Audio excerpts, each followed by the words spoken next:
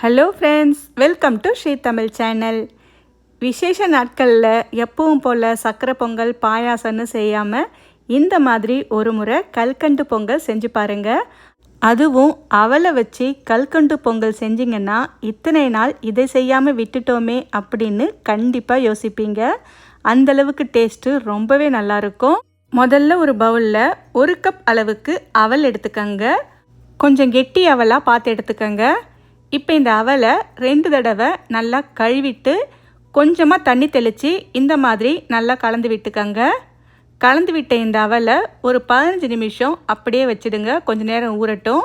அடுத்து ஒரு பாத்திரத்தில் 2 ஸ்பூன் அளவுக்கு பாசிப்பருப்பு சேர்த்துக்கங்க.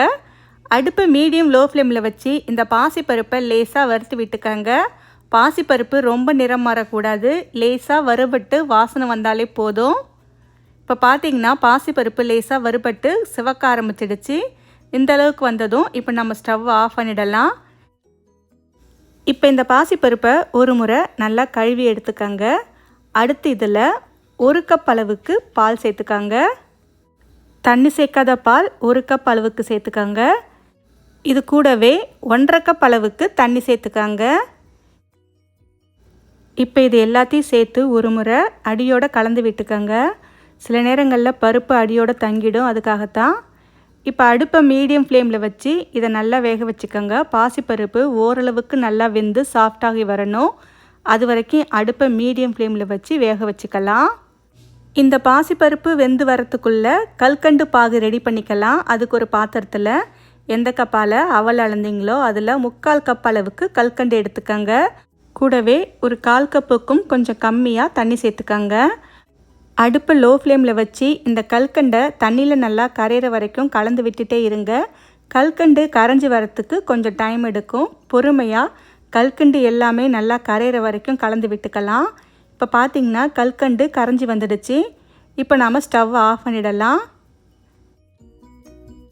இப்போ பார்த்திங்கன்னா பாசிப்பருப்பு ஓரளவுக்கு சாஃப்டாக வெந்து வந்துடுச்சு.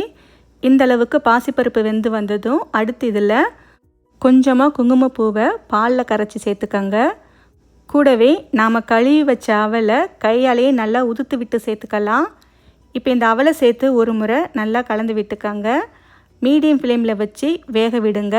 அவல் 2-3 நிமிஷத்துலேயே நல்லா சாஃப்டாக வெந்து வந்துடும். இப்போ பார்த்திங்கன்னா அவல் நல்லா வெந்து வந்துடுச்சு. தண்ணியும் நல்லா குறைஞ்சி வந்துடுச்சு. இந்தளவுக்கு வந்ததும் அடுத்து இதில் நாம் கரைச்சி வச்ச கல்கண்டு பாகை சேர்த்துக்கலாம். கல்கண்டு பாகு சேர்த்து ஒரு முறை நல்லா கலந்து விட்டுக்கங்க. பாகு சேர்த்த உடனே பொங்கல் இன்னும் கூட கொஞ்சம் தண்ணியாகும். ஆனால் வெள்ளைப்பாகோடு சேர்ந்து வெந்து வரும்போதே கெட்டியாயிடும். அடுத்து இதில் கொஞ்சமாக உப்பு சேர்த்துக்கங்க. கூடவே 1 டேபிள் ஸ்பூன் நெய் சேர்த்து நல்லா கலந்து விட்டுக்கங்க. கொஞ்சமாக உப்பு சேர்த்தா இனிப்பு நல்லா எடுத்து கொடுக்கும், அதுக்காகத்தான். தேவையில்லைன்னா ஸ்கிப் பண்ணிக்கலாம்.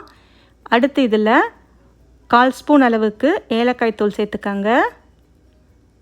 ஒரு துளி அளவுக்கு பச்சை கற்பூரம் சேர்க்கும்போது டேஸ்ட்டும் வாசனையும் கோவில் பிரசாதம் மாதிரியே ரொம்பவே நல்லாயிருக்கும்.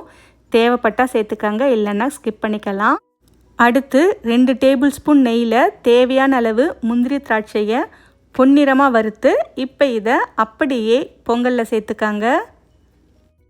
இதை ஒரு முறை கலந்து விட்டால் நெய் மணக்க கல்கண்டு சாதம், அவல் கல்கண்டு சாதம் இல்லைனா அவல் கல்கண்டு பொங்கல் சூப்பராக தயாராகிடுச்சு.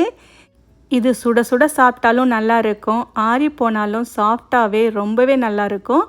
ஓகே ஃப்ரெண்ட்ஸ், இந்த ரெசிப்பியை கண்டிப்பாக உங்கள் வீட்டில் ஒரு முறை ட்ரை பண்ணி பார்த்துட்டு எப்படி இருக்குன்னு சொல்லுங்கள். இந்த ரெசிபி உங்களுக்கு பிடிச்சிருந்தால் லைக் பண்ணுங்கள், ஷேர் பண்ணுங்கள். ஸ்ரீ தமிழ் சேனலுக்கு சப்ஸ்கிரைப் பண்ணுங்கள். தேங்க்ஸ் ஃபார் வாட்சிங்.